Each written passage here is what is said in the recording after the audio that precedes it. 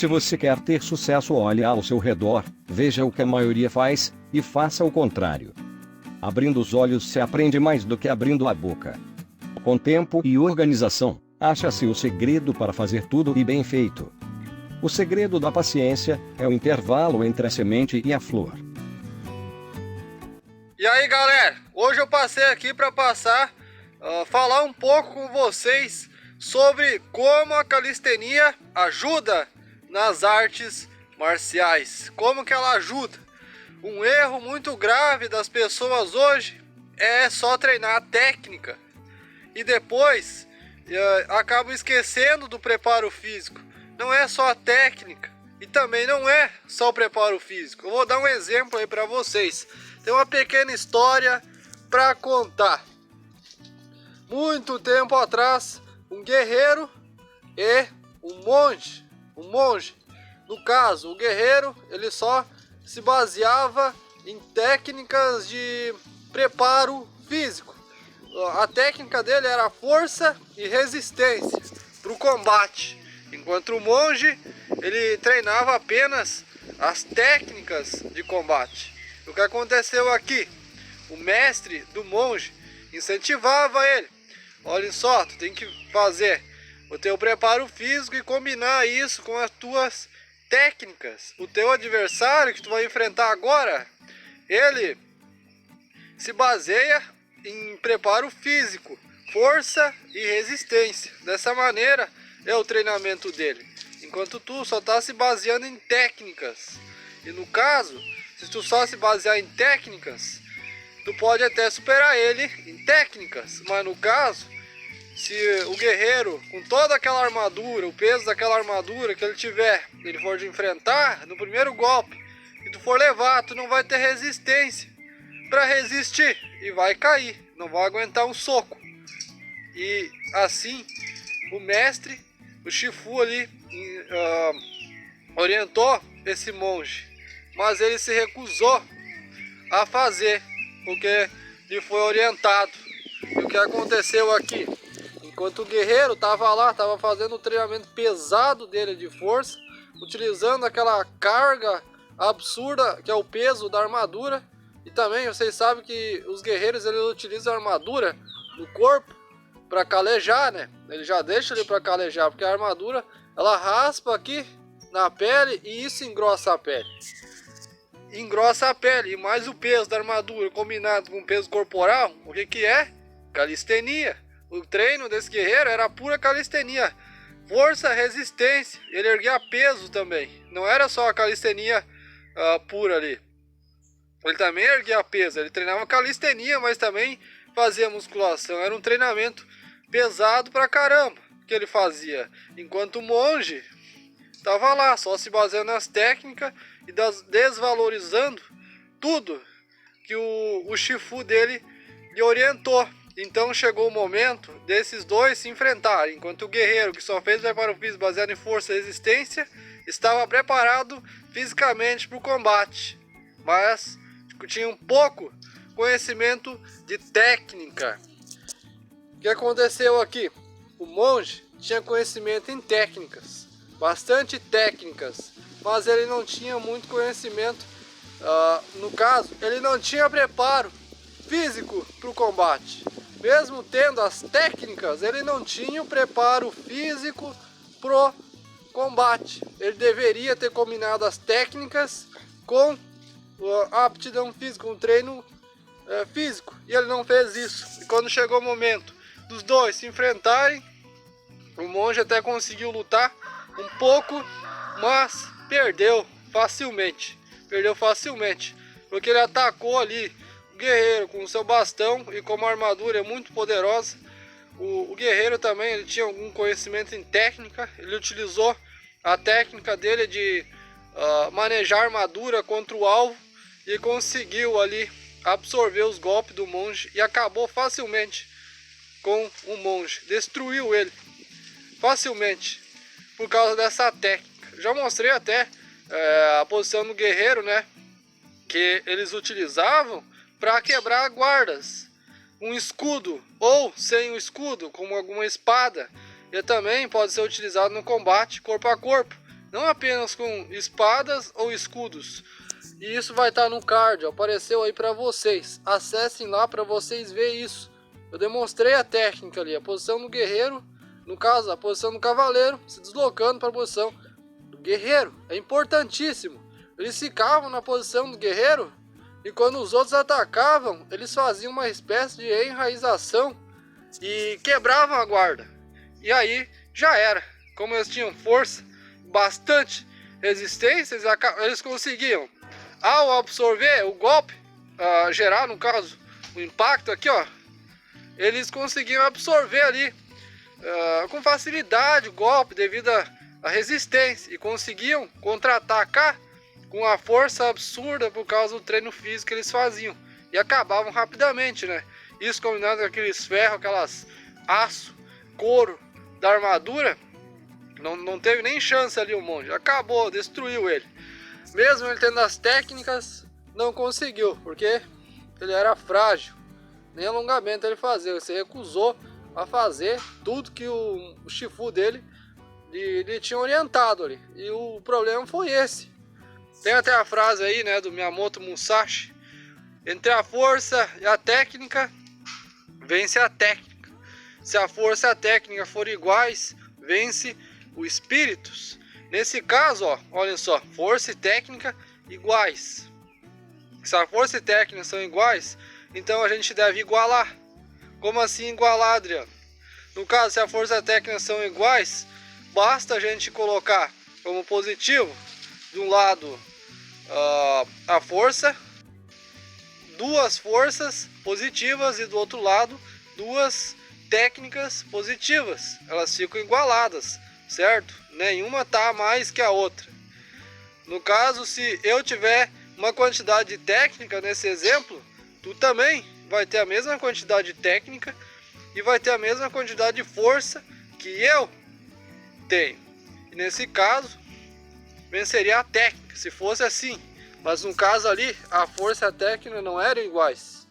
O monge tinha bastante técnica, mas o guerreiro tinha uma aptidão física absurda. Ele tinha preparo físico, força e resistência. E por isso, o monge perdeu. No exemplo dado, a diferença está apenas em grau. É necessário conhecimento para se distanciar da igualdade entre força e técnica em relação a um adversário. Sua técnica e força devem ser diferenciadas em grau. Por exemplo, frio e calor são polos da mesma coisa e a única diferença é apenas em grau. O calor é quente e sua temperatura é positiva, já o frio é gelado e sua temperatura é negativa. Como viram, a diferença está apenas em grau. No combate, quem souber administrar melhor a equivalência do próprio grau, terá o espírito mais forte e vencerá. Porque ele não fazia o preparo físico. E o guerreiro, mesmo estando escasso de técnicas, ele tinha as técnicas dele, né? Ele tinha ali as técnicas básicas dele. Ele tinha a posição do guerreiro para quebrar a guarda, que é muito eficiente, por sinal.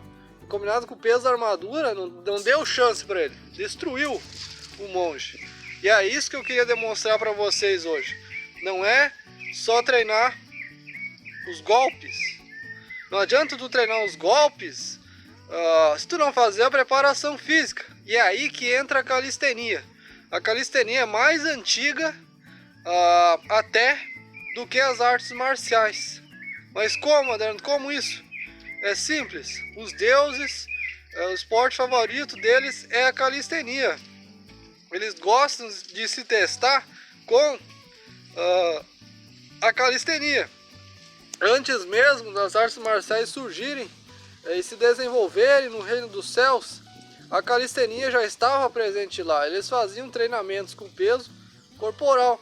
E logo depois que as artes marciais surgiram, a calistenia, como já existia, já foi logo incrementada dentro das artes marciais. Vocês viram como é? É tudo muito interligado.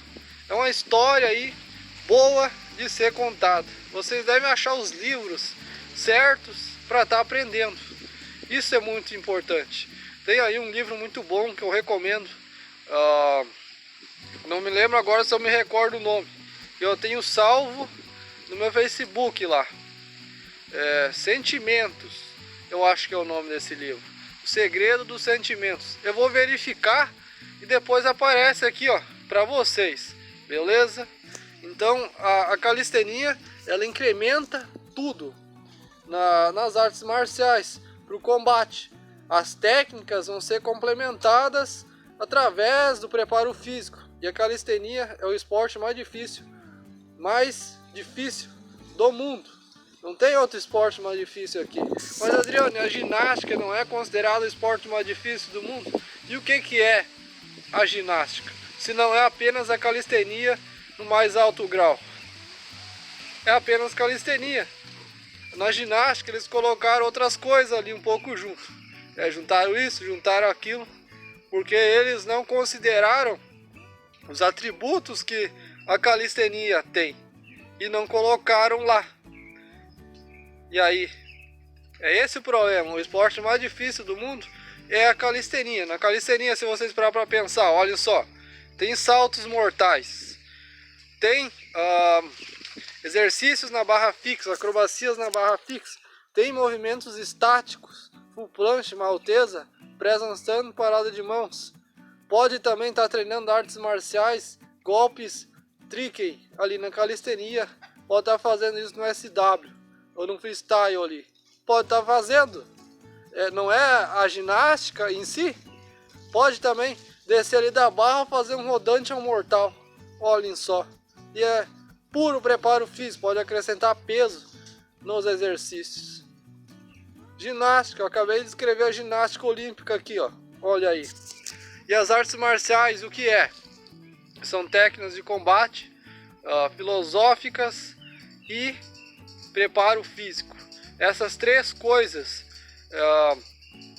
explica as artes marciais. A parte filosófica gera o conhecimento para conseguir o que? Técnicas. Não apenas se basear em teorias, não apenas também explicar usando o pensamento. Não é usar o pensamento, é usar a razão. Tem que usar a razão. Quando tu não tem uma explicação para algo, tu busca a teoria que mais se aproxima. Ou vocês procurem a única e verdadeira. No templo de Okan, que é o que eu me baseio, é o templo da verdade. Já tem aí, né, a navalha de Okan. Muitos já devem ter estudado em história e ouvido falar da navalha de Okan, né? Que aquele que pregasse ali alguma coisa, iam lá e pá, cortavam a língua. Por que eles faziam isso? Por precaução.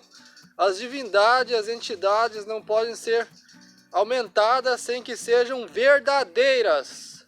E quando um falso profeta ia lá, inventava, vamos supor, o nome de uma divindade ali, o nome de um deus.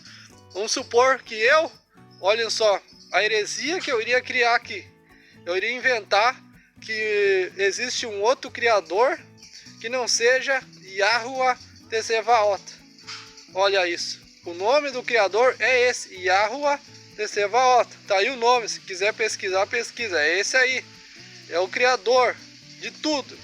Imagina eu vir agora e inventar outro nome para supor que existe um outro criador que está acima desse. Isso é heresia. E aí a navalha de Okan se aplicava. Eles iam vir cortar minha língua. Por causa disso que eu falei. Porque as entidades, as divindades não podem ser aumentadas sem que sejam verdadeiras. E se existe duas teorias para algo, o templo de Okan vai atrás e procura a única e verdadeira. O templo de Okan, ele ainda existe e está bem escondido. Mas no caso, isso aí já é assunto para outro vídeo. Mas isso explica o que eu falei para vocês. A filosofia antiga não é como a filosofia de hoje. Como assim? Por exemplo, uma coisa que já está corrompida agora, a gente não está mais na época do conhecimento. Já estamos na era do desconhecimento. Porque o que acontece aqui? Olha o exemplo. Se eu dizer que... olha essas bananeiras aqui, ó. Vou mostrar aqui para vocês. Aí atrás, ó. Tem bananeiras ali, estão vendo? pura bananeira. Se eu dizer que essa bananeira tá se achando, ó, tá se achando, para de se achar aí. Isso é achismo. O achismo é apenas demonstrar inveja. Isso tá na filosofia antiga, porque nela a gente não se baseia em teologia. Na filosofia antiga, quem leu aí o Caibalion, que é o livro de Hermes Trismegisto, que eu tenho lá no Telegram, passem lá para assistir, é muito bom. Tem que saber ler também, né, para entender. Ele ajuda a desbloquear a divindade dentro de nós. E o que acontece aqui, quem não sabe ler direito, aquilo lá vai ser só palavra e palavra e palavras e mais palavras. E aí tem que ler tudo de novo para desenvolver a arte aí da leitura. E está escrito lá: a filosofia não se baseia em teorias. Não pode se basear em teorias. Não pode. Para a filosofia antiga, como o próprio Hermes disse, que foi o mestre de Abraão, olha aí, o mestre de Abraão. O Abraão aprendeu com ele. E ele disse que a teologia não deveria existir. Porque eles, no caso, né, eles inventam muita coisa. Por exemplo, agora tem o shintoísmo. Olha isso, tem o shintoísmo aí que foi alterado. O cristianismo também. Quantas coisas já foram alteradas ali na Bíblia.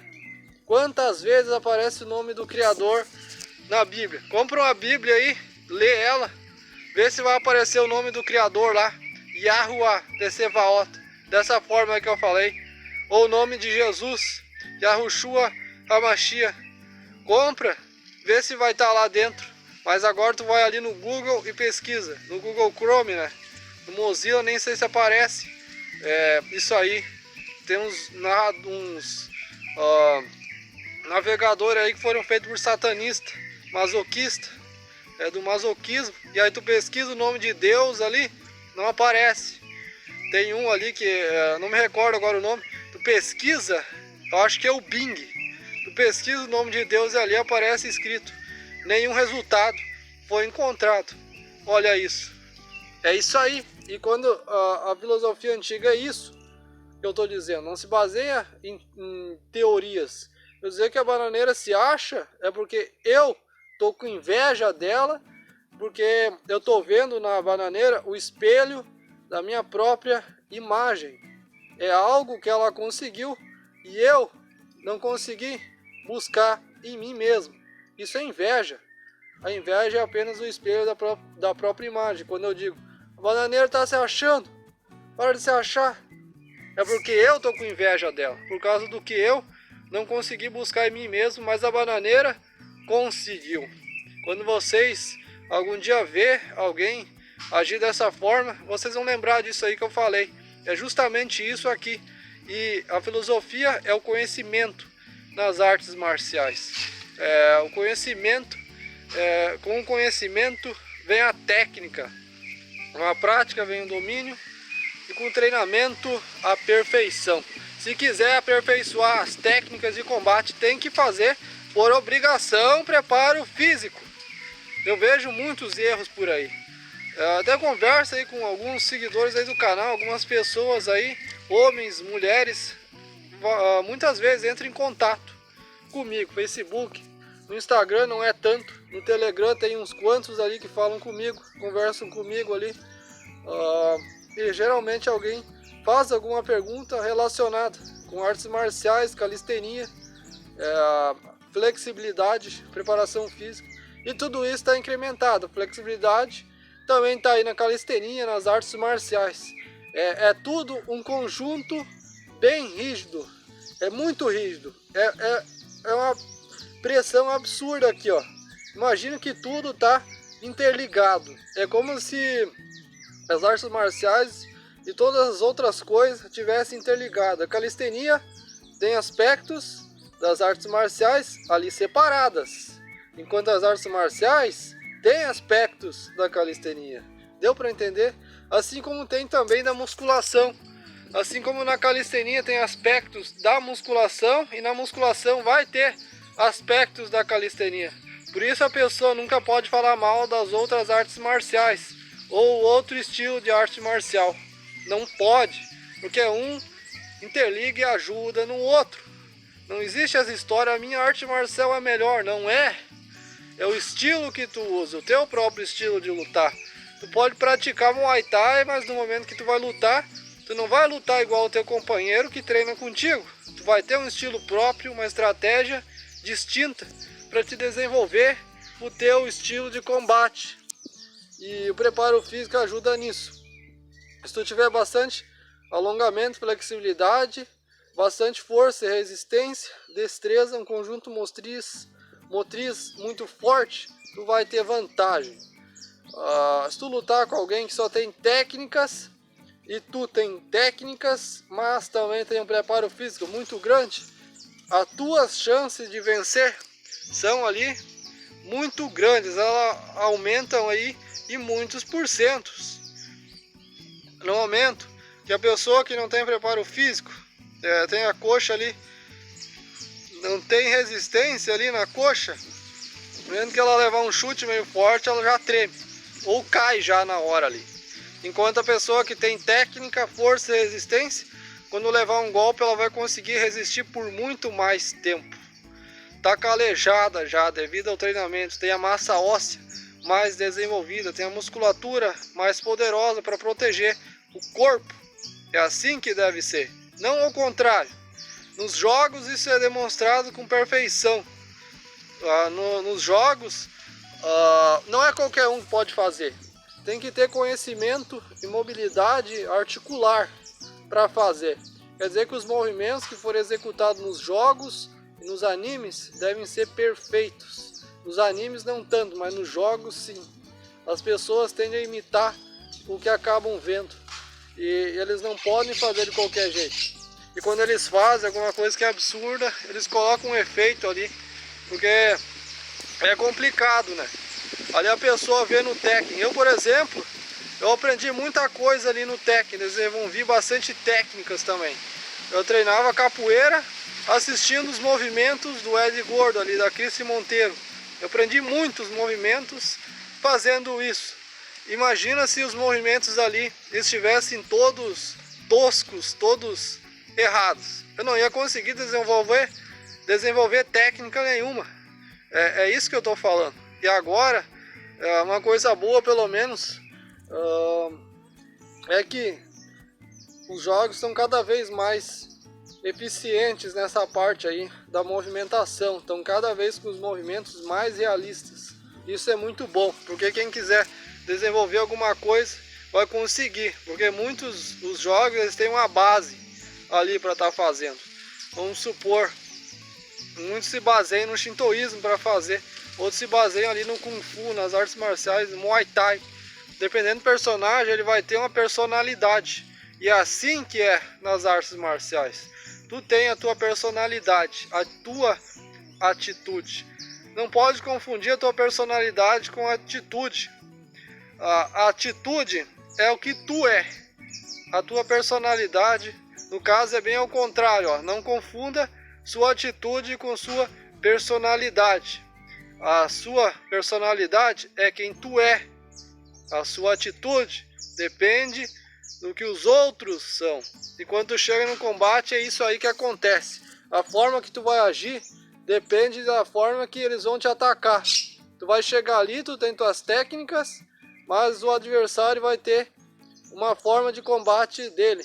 E no momento que tu tentar utilizar tuas técnicas, vai ser mais complicado de utilizar, porque ele vai te atacar de uma maneira que tu desconhece. E no momento que ele te atacar, cada combate é diferente.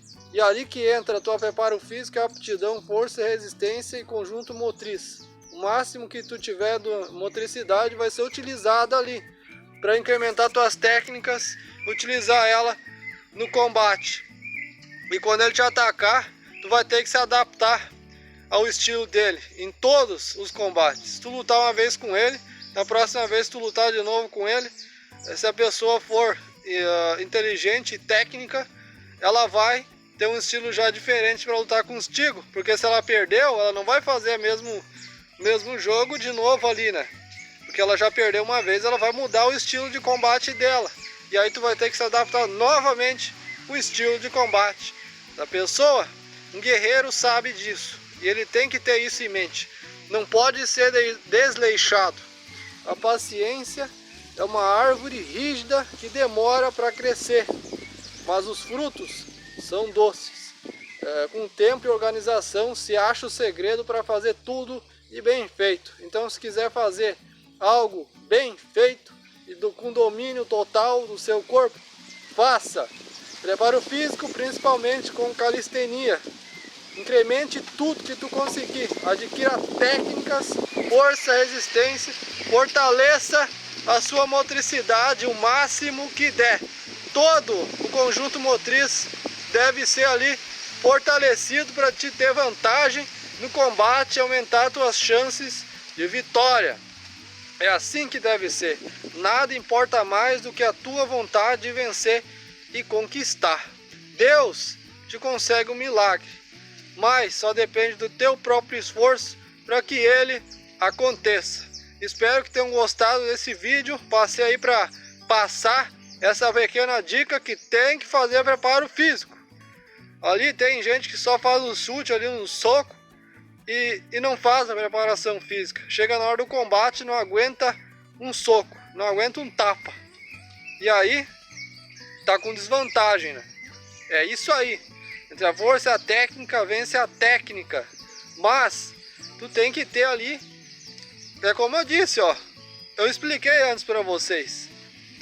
Nesse exemplo aí que o Miyamoto Musashi deixou, tá igualado. E se tiver igualado a tua força e a técnica, aí a técnica vence.